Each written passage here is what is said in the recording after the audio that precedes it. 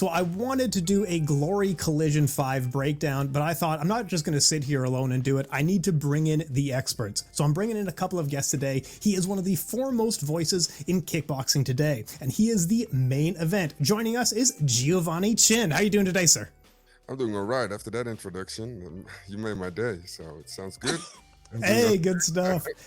And also joining us, she is one of the greatest Muay Thai fighters in history, a multi-time world champion who is now making a difference with her renowned foundation. Joining us is Ilonka Elmont. How are you doing today? I'm doing great. I'm doing totally great. Thank you. Awesome. Hey, I appreciate you being here. I'm so excited to have you on. Man, I'm happy to be here too. She's the Awesome. queen. She's the queen. Oh, you're not kidding. You should bow, actually. You should just a little, like a nod. Yes. You guys are crazy. Ilonka, can you tell us a little bit more before we jump in? Tell us a little bit more about what's going on with the foundation. I know Donegi Abina, I saw photos with him earlier this year. Can you tell us a little bit more of what's going on? Well, we do different things. So everything the foundation does is working with underprivileged children in South America and the Caribbean. And then we divide them in underprivileged children with a socially, economically poor background, and children with disabilities, special needs. And what we do about 4 sports days for these children. And every sports day we have a well-known artist. Most of the time that's a local one. And we have a professional athlete joining to participate. And what we do is try to bring the dream closer to these kids. Like, they see those fighters on TV and they never dreamed about it, that they would be playing tug of war with them. And now they have it. And or they're singing a song on the TV. They see a song on TV and now they are able to sing with the musician. So these are the things what we do. Oh, and I'd love to see it. It's so good. And I'll put all the links for all of where people can find more information and everything like that. I'll put everything down below. Now, Mr. Tjin, last time we were talking to you, you were just talking about starting the main event. Can you tell us a little bit more? What's going on in your life? Give us some updates. All right. An update. Well, with me and a couple of other guys are creating a new social media platform where we all collaborate and making not only kickboxing, but all combat sports grow in the Netherlands. Of course, kickboxing is already one of the most popular sports here. But yeah, we're just trying to make a difference. Because we looked around and there are a lot of people doing a lot of stuff, but they're missing, in my opinion, like a little bit quality. So what we're trying to do is create a news source and add some video as well. So we're in talks with a studio where we can record podcasts and do photography and actual reporting as well, as we always do. So yeah, just trying to lift up the standard a little bit and trying to make it more about quality except quantity. Oh, speaking of quality well, first, quantity. Quality first, and speaking of quality, your mic quality. Oh my God! I love it. I love it. He's pro. I sleep with it. Hug it. When I sleep. So, of course, links will be down below for everything there. But, folks, I wanted to ask you, before we jump in, because it's kind of it's something that everyone always wants to talk about, but it's kind of the health of kickboxing. We saw the golden era, a few decades ago. People are now looking at it now. We're at the end of the career of major stars like Rico Verhoeven and Badr Hari. So people are wondering, like, what is the future of kickboxing hold? Are we potentially entering a new golden age, or are we potentially staying in a dark age? Ilonka Elmont, I wanted to start with you. What do you think? What does the future of kickboxing look like? Well, what I see compared to about 20 years ago is that we didn't have distractions such as social media. And when the fighters were in the ring, they were preparing to fight. And the fight was not only about money, but most of the time for honor. And so that means that the motivation for them to participate in a fight is a different one. And nowadays you see that with the social media, fighters are more on social media, less in the gym, and busy with other things. And it's a good thing in a way, but for professional fights, I see that the level drops because the sports goes wider and broader. More people participate. But to see the fighters as we had like a decade or 2 decades ago, it's a total different kind of fighters than that we have nowadays. You can see it in things, small things when you're in the gym, and you know that your class is about up until 12, and 10 minutes before 12 they look at the clock. Oh shit, we have 10 minutes to go. And 20 years or 10 years ago, we didn't care about no clock, and we went on like hours after the class was over. So yeah, to see what to think about big names, what's coming up, or the golden era. Of course, there are good talented fighters and fighters that make a difference nowadays. But you see that good fighters in their own division are. You see that fighters are like Rico. They stop. Who's next? And are they keeping up with the same level? What level? I think somebody should beat Rico to say he's the next champ, and then the new decade starts. And that's not something that I see. And then I only talk about the heavyweight. And what about the lightweight and the welterweight and the middleweights? Like in every class, you have the same problem. No, I think that's a really good point, and I completely co-sign with you on that. Giovanni, do you offer an opposing opinion, or are you of the same mind? No, I do agree. For me, I've been doing it for 10 years, so I cannot speak about 20 years ago, but I've been watching, of course.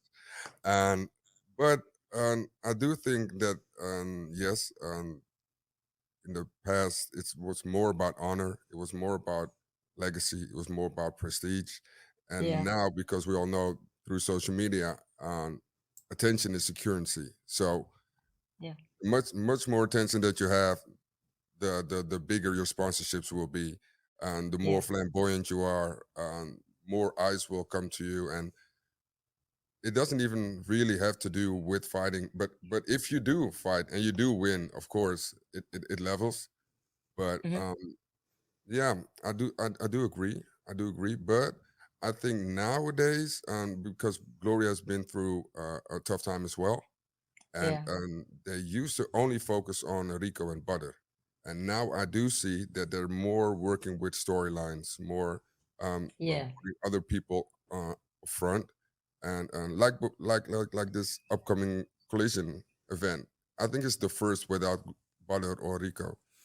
I think yeah, every collision there was one of them, and now you see Plazibat and inviting a lot of Croatian media, inviting a lot of and TV deals. So it's getting bigger.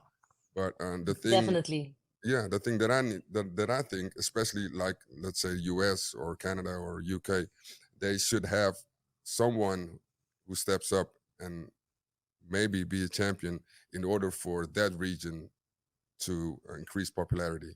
So Oh, yeah, like intercontinental fights and stuff like that. That yeah, you say like when we have a world champion, then we talk about a true world champion, like a true what we world had back in the days. Yeah, yeah. Yes, Not indeed. only a world champion that like we have like five walking around in the Netherlands or in Europe. With all world Then we have a champions all in the same division. Yeah.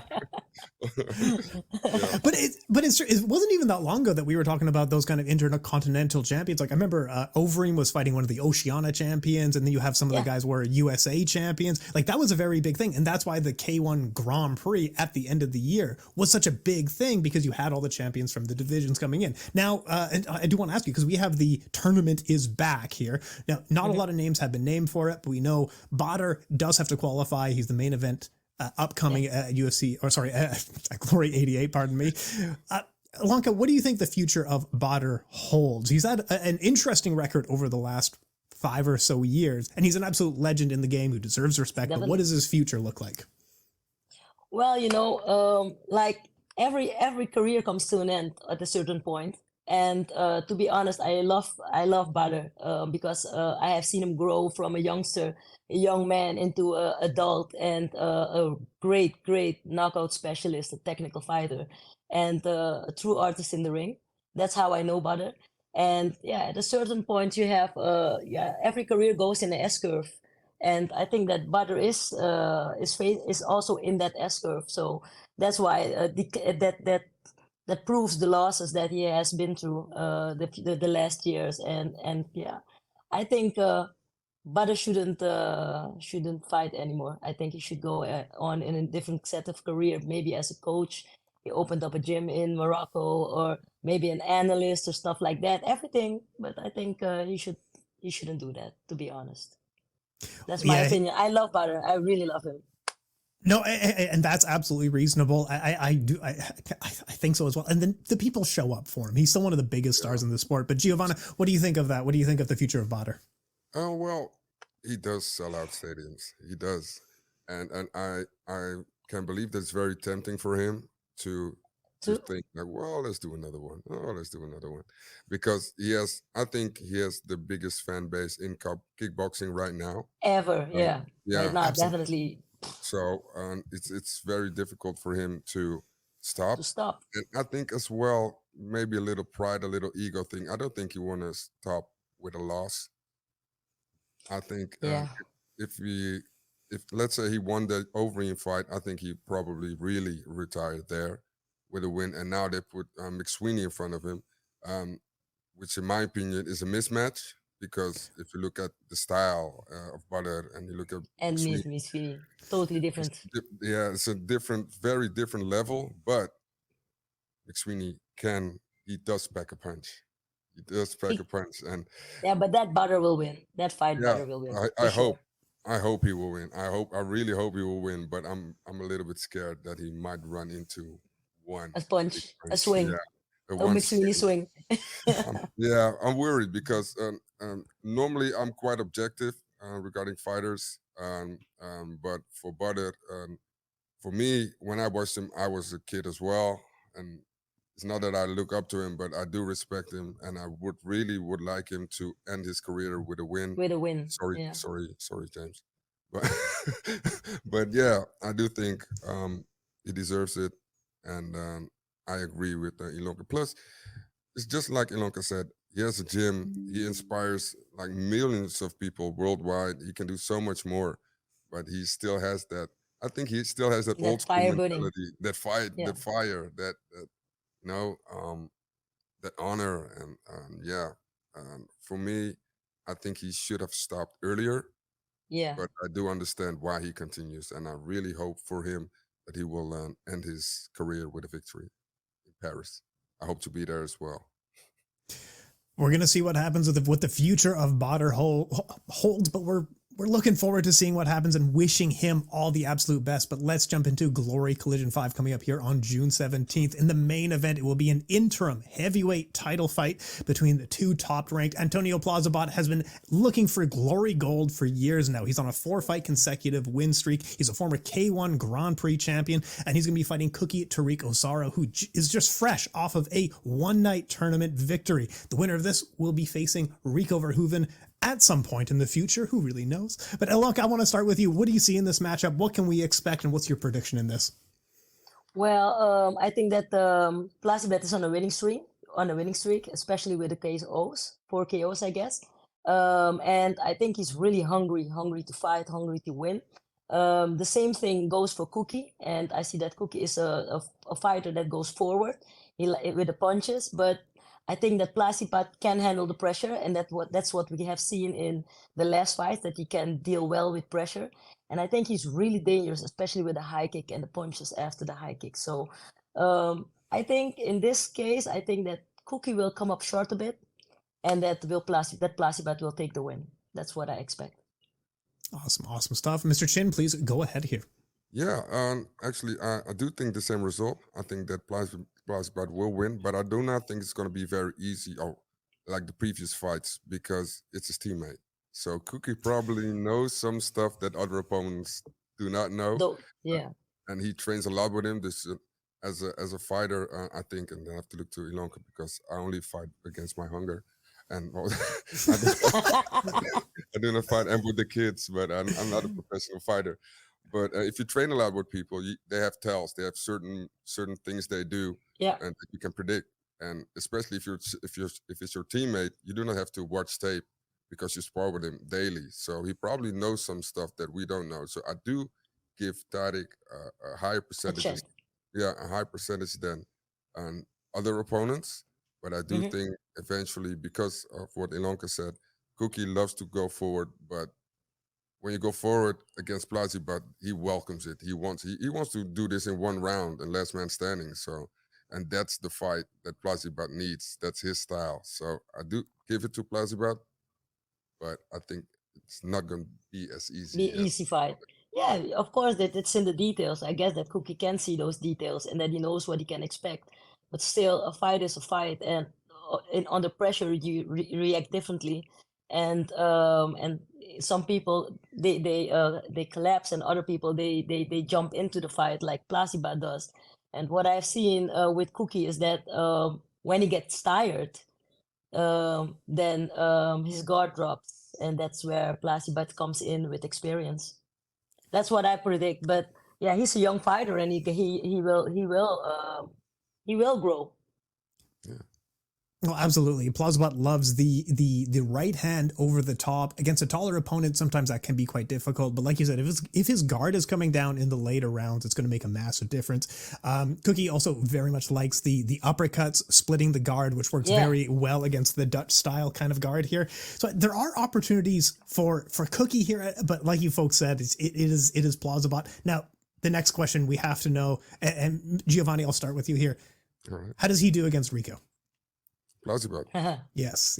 I think right now, because Jamal Ben Sadiq he's out, I think that Plazibat has the biggest chance in beating him. And I think because he didn't fight him yet, that's one. Because Rico, I don't know, in the last couple of fights, I think he fought people he already fought, but it's been a while. So, Yeah, sorry, Rico, it's a but it's been while. a while. Yeah. So, yeah, I do think. Plus, with the kind of pressure that he brings, I think Plazibat is a sort of a mini Jamal Ben Sadiq, only faster. I think. And Mm, mean. and mean. He's mean. Yeah, maybe Yeah. that's it. I think he'll do fairly well, but I do think he has to finish it in the first or in the second round because if um, if Rico brings him to the later rounds, it's going to be very tough. Going to be very tough for Plazibat, and Rico can recover as well. So I do have to give it to Rico, but I don't know. Plazibat, he has something special, a kind of ruthless drive. Some people call it crazy. Some people call it like animal instinct. But he has that thing in him that makes him very dangerous. So it could even be that he knocks Nico or Rico out. But let's say if I think like objectively, like clearly, I have to give it to Rico. Oh, Mr. Plazibat is one of the best inside fighters. You don't want to be caught, at the close range against a fighter like him. Ilonka, how do you see a Rico Verhoeven versus Antonio Plazibat fight playing out? Well, almost the same as what Giovanni said. But to look at last year, how things went, then Plazibat has more routine in the ring, so he will be sharper. Rico has other things on his mind. But still he's a professional. When he comes back, then I'm sure he's all focused in being that athlete everybody expects him to be. The only thing with Rico is a monster with a lot of condition, a lot of energy, a lot of stamina, and what I totally think. So if the rounds continue up until the third, yeah, or fifth or fourth, then it's a different thing for Plazibat. So I think that Plazibat should do it in the earlier rounds. But still, he is eager. He is a ruthless fighter, and also when he comes back from the underdog position, then he's really dangerous. But yeah, it's a difficult one. I would say Plazibat because of the routine, the ring rust that Rico has. But then again, yeah, we have to flip a coin on this one. Man, but speaking to you two is great. It makes me feel insecure. Like sometimes I'm stuttering and tripping over my words, but listening to you two, I'm just like, oh, get it together here. Y'all are amazing. Let's move down the card here on a fight that was just made this morning. Donegi Abina dropped out due to food poisoning yesterday. At the time of recording this, it was only reported 3 hours ago. So we have a interim light heavyweight title fight between Tank. Tariq Khbabez will be taking on Muhammad Amine. This is a great fight. Tank brings in a ton of fandom. He is one of the most exciting fighters in the sport who has fought the best of the best. He has fought everyone and everyone loves him. Mo Amine, it was just coming off of one victory in April of this year in the light heavyweight division. He is top 5 in the division as well. And he was available. He picked up the phone and got the deal done. Ilonka, enlighten us. How did the deal get done and everything like that? Like, what do we know about this fight? Well, what I think, Donaghy had food poison, as we earlier said, and he had to pull out like a week ago. He tried to recover, and I just spoke to him, and he really sound bad. So it isn't a joke. And the thing for Donaghy is, he had everything in place had to make a beautiful fight, and then this was unfortunate for him, and like also unfortunate for Tariq. But the thing. Tarik is an amazing fighter. He's very aggressive. I think that the strong punches that he makes, combination with following with the low kicks, scoring a lot with the low kicks, and the body shots going up from low to high, he does that very well. For Amine, I must say, wow, that's a good kind of fella. I like that energy. I like that style. The way he just says yes. So that means only one thing: he was already fit to fight. He's always fit to fight. That's what I think. And so a lot of respect to that. But I think that Tariq is on a thrive. He's on a winning streak. He wants to win, and he was eager for this fight. So I have to give this fight to Khbabez. Yeah, it seems. Yeah, Khbabez. I agree with you on that one as well. It's a tough fight, but we are looking forward to it. It's going to be an exciting one. Giovanni, I believe. Did you guys break this story? No, we didn't. We already knew about. Okay. I actually knew. I actually got a DM like 3 days ago, like a rumor, but I have to keep quiet. And then I think Vechtsport Online, that's a Dutch website. They broke the news, and at least about that he had his food poisoning or that he was ill. And then from our side, we spoke to Momin. His official name is Mohammed Amin, but everybody calls him Momin, and his last name is Amin. Somebody told me as well. I said the same as you. So Amin. Amin. Amin. Okay. Momin. Okay. Yeah. First I said anime, but then he almost hit me on my head. It looked like anime. But anyway, but don't forget that Mumin also fights in PFL, so he also does MMA. And after that, he lost, unfortunately. After that, he won very impressively at Glory with cool like MMA calf kicks and stuff. It was very good. As an MMA guy, it's very cool to see. But he has something with his hand. He's injured. He was injured. But I think he is like just recovered. But he's always, because I saw like training videos with him with one hand and stuff. So that's a bit that I think it's gonna be tough. But I actually like this fight, and it's unfortunate for Donaghy, but I think this brings a very cool storyline. The actual title fight is going to take a bit longer, but if you have just this little thing in front of it, and then you go to Donaghy, and then the winner of this, it could be a cool storyline as well. About the fight, let's say a healthy Mumin and a healthy Tarik, that would be like a kickboxer's dream, especially like if you're not for the specialists as us, we would like it, but especially for the main people, like the general public, they would love a fight like that because both fighters are aggressive. Both fighters come to fight forward. Yes, come to fight forward, and I think Amine is a bit technical, a bit more technical. He likes more technical. More technical, yeah. I do. And Tarik likes a brawl. He likes a brawl. And that's why everybody loves him, I think. Plus, the cool thing, and we just spoke about it, Tarik is not the guy of the fancy stuff. He's not a guy of very, outspoken or trash talk. People love him because of the way he fights. Who he is. And also, by the way, who he is. I really like the guy. Great personality. Nice guy. Nice guy. Very, he has like good values and very, very, very relaxed guy, and Mumin, he's more like a flamboyant guy, and I like him as well because he's a bit in that, maybe a bit like me, that like to, a little bit of banter and a little bit of teasing and just saying crazy stuff sometimes. So yeah, I do think I have to give this to Tarik, only because he's already in the championship mind state. He's Yeah. already working forward to it. He's already preparing. I Mhm. think he's healthy. And with Mumin, I'm a little bit concerned about his hand. And even though he's always fit, I do think, and maybe Ilonka can help me with this, I do think you have to get into a certain mind state to have that focus. So sorry, Yeah. Mumin, you're probably going to give me a low kick after this because I speak a lot with You're him. gonna So be a strong guy eventually, Giovanni. yeah, You're gonna be probably, really yeah. strong. I'll just bite my tongue and I don't know, run or something. Well, he can run as well, so there's no hope for me. Just stand and take it. Just take Yeah, it. I'll just stand and take it like a man and cry later at home. No, and yeah, but I do think I have to give this one to Tarik, and Yeah.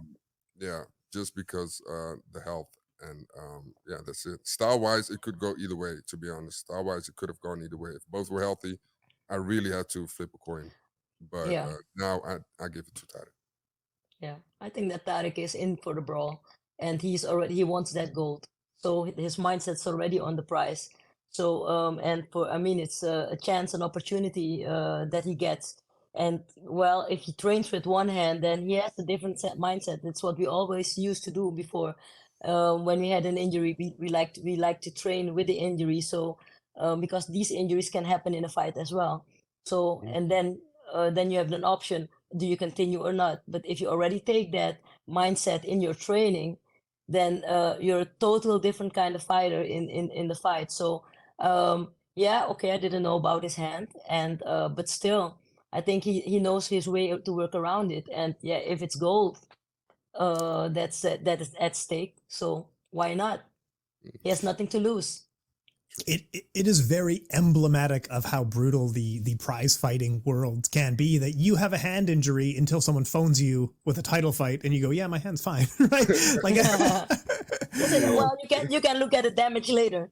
So why not? look, my broken hand can hold the belt. I don't care. This is the kind of sport and it's a tough sport. It is a very tough sport to make it in. The sacrifices that fighters make, I'm exceedingly grateful. But Ilonka, like there must have been times that you were fighting with an injury and fought through it, correct?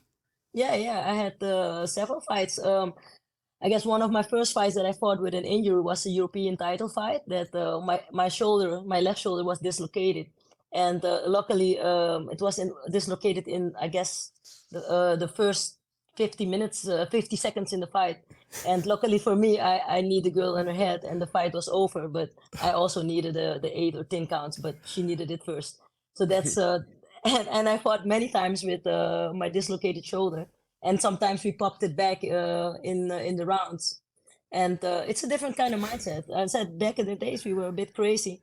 Nowadays, I would say I wouldn't recommend doing it, because when you get older, then you feel those things. So I wouldn't recommend it. I think I was a bit crazy back then.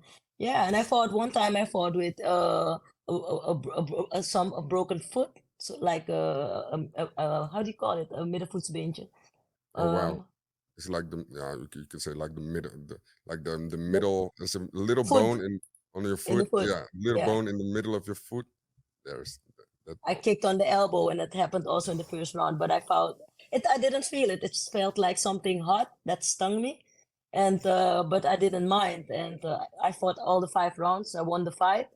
But after the fight, 2 hours later, I was in a flight back to Amsterdam. Then my foot got swollen up. I said, "Well, that's odd. That's odd." I couldn't walk, and I eventually ended up in the hospital making pictures. It was broken. Yeah, crazy. So don't do those things at home. So if you were your own student, like you are now an instructor, you're now teaching fighters, and I assume you teach them different than you were as a student. Would you coach yourself? Like if you were coaching yourself, would you have said, stop the fight here? You know what I'm asking No. here? Yeah, I know what you're asking, but I'm still not doing that. What I do now, what I train fighters now. I'm training a lot of fighters personally, like in private classes, one on one. And I'm also raising my son to be a fighter because it's what he wants, not only what I want, but especially what he wants. Mhm. But I talk a lot with him about mindset and before quitting. We don't quit. We only quit when it's really necessary to quit because the pain is mentally. And yeah, I think nowadays when I coach fighters, it's like um, try before you say we cannot do it. At least you try it. But nowadays people like to tend to stop in advance instead of trying. So no, my mindset is a bit the same, but not on 90%, but on 70%. Let's say it like that. I hope what you mean. I hope that you understand what I mean. Oh, absolutely, absolutely. And it just when I Yeah. talk to people who are not in the fight game, I love to tell stories of how fighters are Mhm. just insanely tough. And now that's going to be one of my stories of like I interviewed this one person, she dislocated her shoulder in the fight. Yeah. Yeah. Fighters, Still it have just, problems with the shoulder oh on my that. god, uh, Yeah. amazing. Well, Stupid. it just fight. It's just amazing to see. But let's move down to the middleweight title fight here. Donovan Wisse. He's on an impressive 7-fight win streak and has remained unbeaten since 2019. And this will be his second official title defense. Serkan Ozcaglayan is one of the fighters who Glory really put the hard sell on. He has a very exciting forward style. He loves to brawl, opens up with hooks. And what he told me, he wants to do what Badr did for Morocco. He wants to do that for Turkey. So there is a lot on the line here. Giovanni, let's start with you here. What do you see in the middleweight title fight? Oh man, I hate this fight because I love them both. I hate this fight so much, really, because I know Serkan from when he was a heavyweight Yep. and when he fought at the WFL, call it VFL, but anyway, Mhm. he fought at the tournament there. But actually, Tarik fought there as well, and a lot of Glory guys fought there as well. But he was Yeah.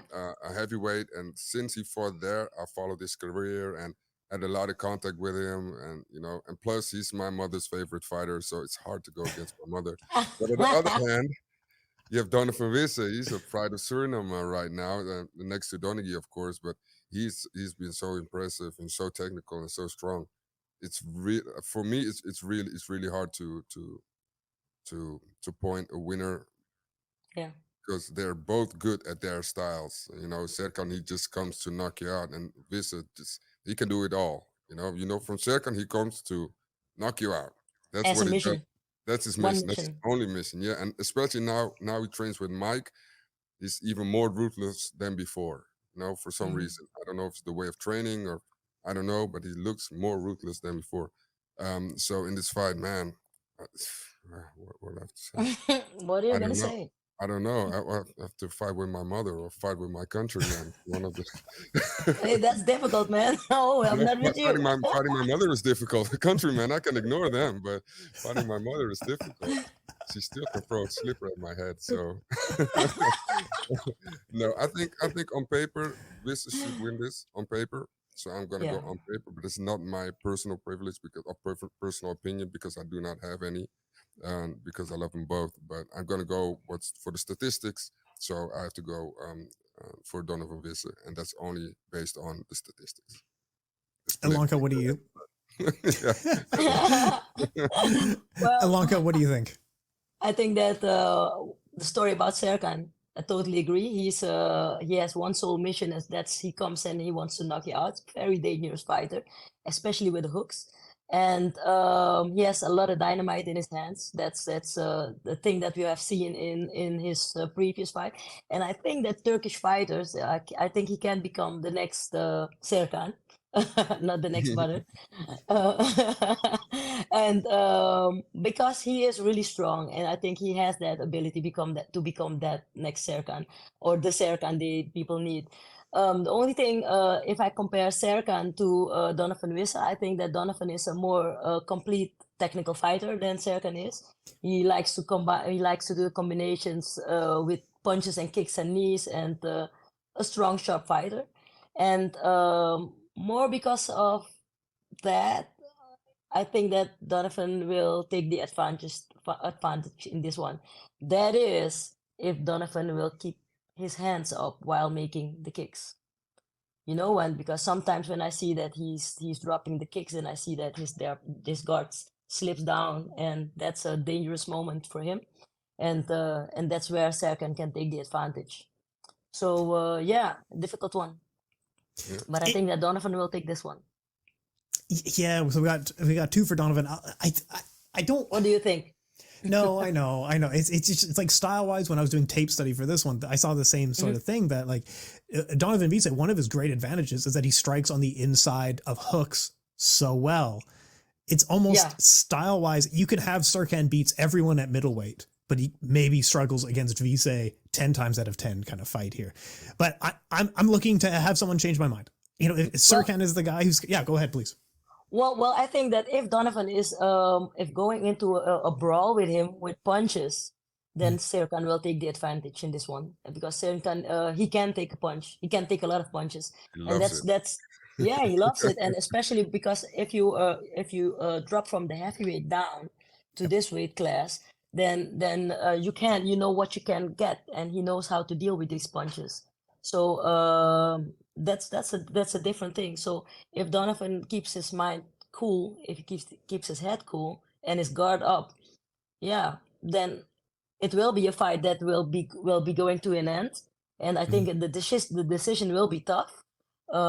But I still will give this one to Donovan, but only if he keeps his hands up. Yeah, but the thing about this fight is, I think this is the most anticipated fight on the whole card. To be honest, Yeah. because this fight has been years in the making. They're calling each other out for years now, and Yeah. finally it's happening. So for me, I've been It's loaded. yeah, it is, and you know, even though I like both guys, it's really a fight that it's like a car crash. You don't want to look, but you have to look. You know, it's kind of like that. You know, it's like really a very good fight, and I think whatever happens in this fight, I think a rematch will be even better. And I think if Glory is smart, they can really like highlight Make a this, trilogy. make a trilogy, really highlight this storyline. You know, they said so much things about each other. I do not think they dislike each other. I do think it's a healthy sportsmanship, Tension. Yeah. attention, yeah, a rivalry. But yeah, it's. I think this is maybe the most anticipated fight on the entire card. So I'm really looking forward to it. But on the other hand, Especially not looking forward. especially because it's two title defenses that Donovan already had, and Serkan is eager for that gold. So yeah, so he has another extra fire that's burning. So so the question is, how eager is Donovan Yeah, who wants it more? who wants it more? Yeah, Yeah. absolutely right. Can't wait for this match. Yeah. This is going to be a good one. But let's jump into my favorite. This is the one that I'm looking forward to most. This is the hardest to pick for me. Endy Semeleer will look to defend his welterweight throne against Jay Overmeer. They fought a few years ago in Infusion in Abu Dhabi. Endy showed he was faster. He was more precise. Since then, Jay has done nothing but improve. He's been growing. He's been improving. He looks incredible in fights. He's on knockout after knockout in glory. But Endy is just incredible. That footwork, that speed. And he's also one of the only fighters on this entire card who isn't Dutch style. He actually does hold his hands, you know, in the classic Muay Thai style, and it fights a different way. And genuinely, I know that they fought before. I have no idea what's going to happen in this fight. Ilonka, let's start with you, please. Help me out here. What can we expect? Okay, I have two things. I'm biased and I'm not biased. We train with Jay like when I'm in the Netherlands. I train like daily. We're in the same class because I can see Jay growing, and I've seen Jay growing the last years, especially in his fights. He has our style, the carbon all style. That's what you see. Combinations with punches and knees, and it's not how it is unusual that people call him the Matrix. Because the moment that Jay strikes, everything comes from every different angle. Even when he is in the countering position, he can make a counter into an attack, and that is what one of Jay's specialties is.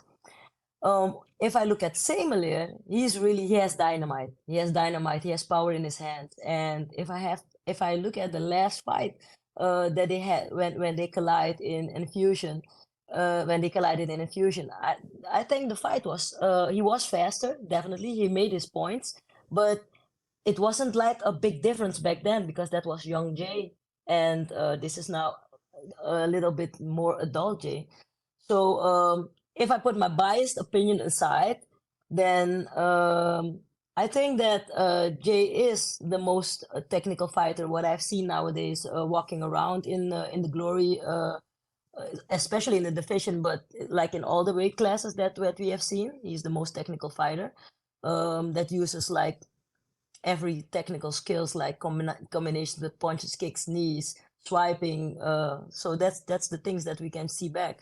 So I think that this will be a fight that will go to the end, and that I think that Jay will take this one because he grew those last fights.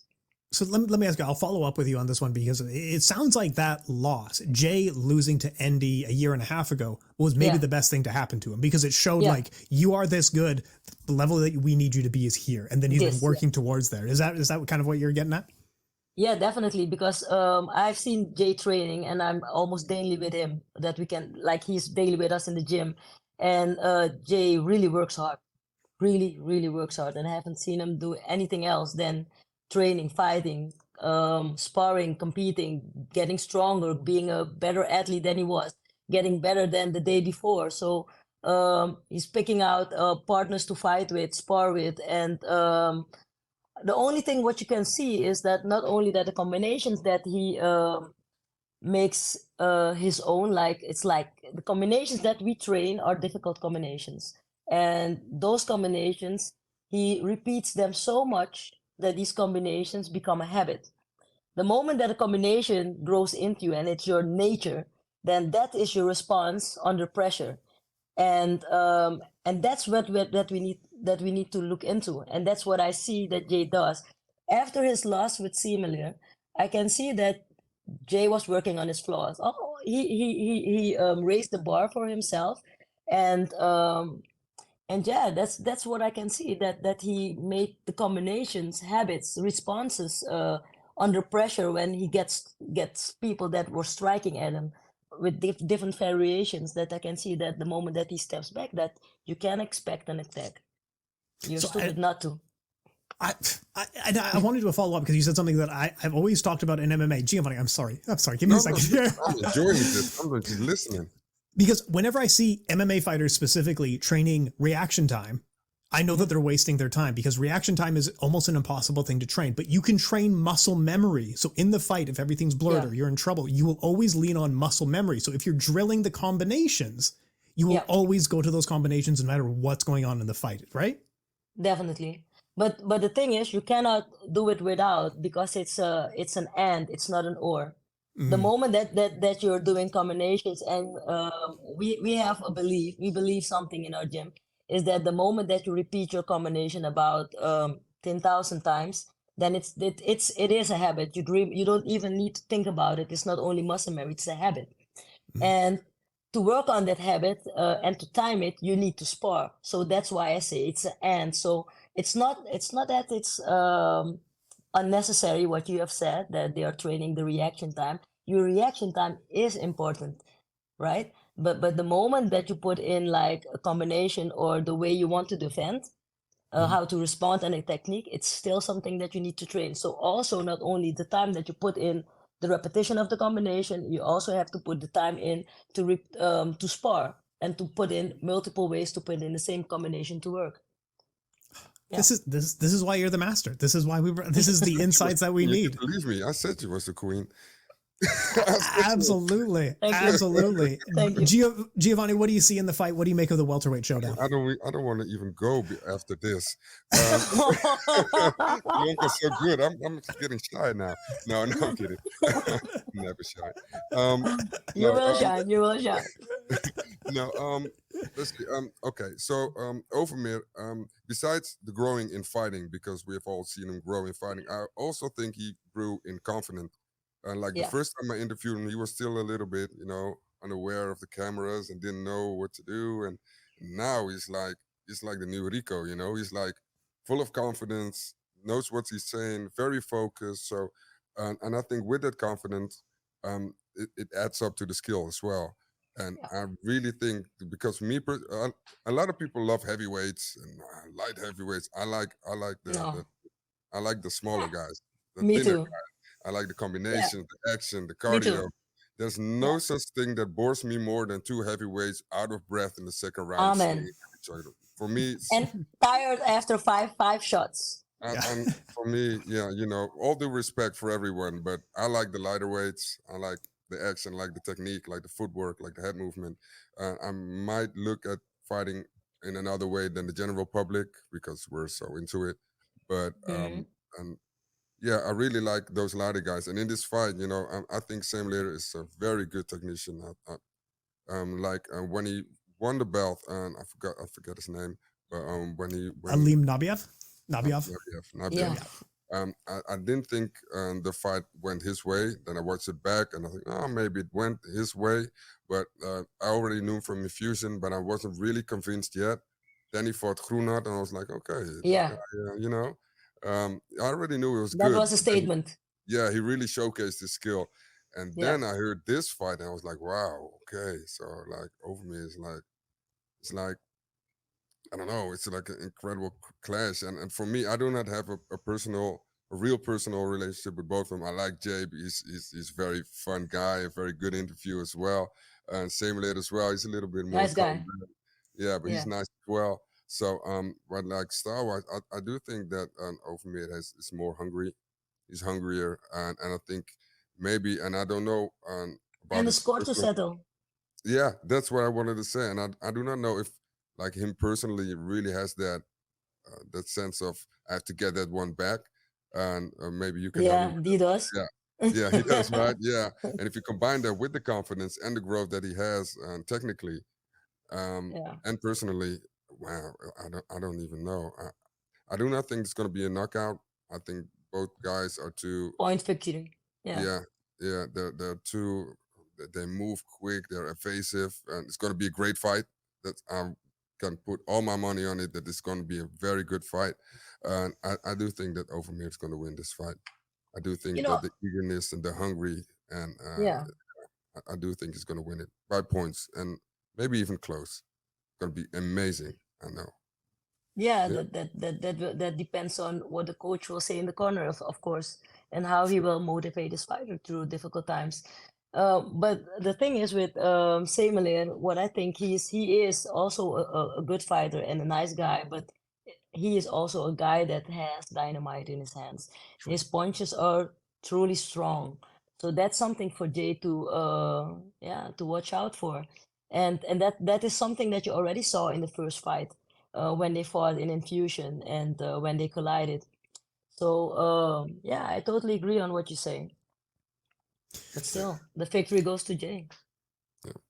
We got some picks for Jay. I don't know. I'm not entirely sure. I'm not going to pick in this one. Just like this is the best division I think Glory has right now. No. Hey. Yeah, you should. No, no. I'm sorry. Come on, Tim, you need to say something. You need So- to say Endy What do you gave me say? one interview. Jay's given me 2 interviews. That way, Jay is going to be a first round knockout, no doubt in my mind. That's the only thing that matters to me. You're so funny. So, folks, I appreciate you breaking down the title fights of Glory Collision 5 with you folks. This was an incredible show. I loved being here talking to you two. But I want you guys to make sure to plug whatever you got going on here. Giovanni, start with you. I'll put all the links down below, but thank who you need to thank. Shout out who you need to shout out. Please go ahead, sir. All right. Well, first of all, I have to say I'm sorry to my mama that I did not pick Serkan. I'm sorry, mama. Sorry. She watches everything I do, so she will watch this interview and she will laugh and she will probably hit me upside of the head. But that's first off, and second off, well, you can follow me, Tjin MMA, on actually every platform. But I really would like to do a shout out to the guys from Main Event. There's the other Instagram page that we're working on right now. These guys are working hard. These guys are working like voluntarily as well for now because we're still working on sponsors and that kind of stuff. But yeah, I really would like to give a shout out to those guys for all the work that they do. So you can find that on Main Event NL. It's Dutch, so I don't know how many Work on your Dutch. people watch this, but it's Dutch. So yeah, that's the only thing. And I would like to thank you, Tim, for this invite again. I really appreciate it, and I like it. So. Thanks. Appreciate you being here. Thanks so much for your time. Ilonka, please, you get the last word here. Talk us on out of here. Thank who you need to thank. Shout out who you need to shout out. All that good stuff. Okay, first of all, everybody I said he's going to lose. I'm sorry, but that's my opinion though. every punch and kick, Giovanni can take them because he's already taking them. No. Just teasing you, just teasing. So I would like to give a shout out to everybody that supports me, my friends, my family. Follow me on Instagram at Ilonka Elmont.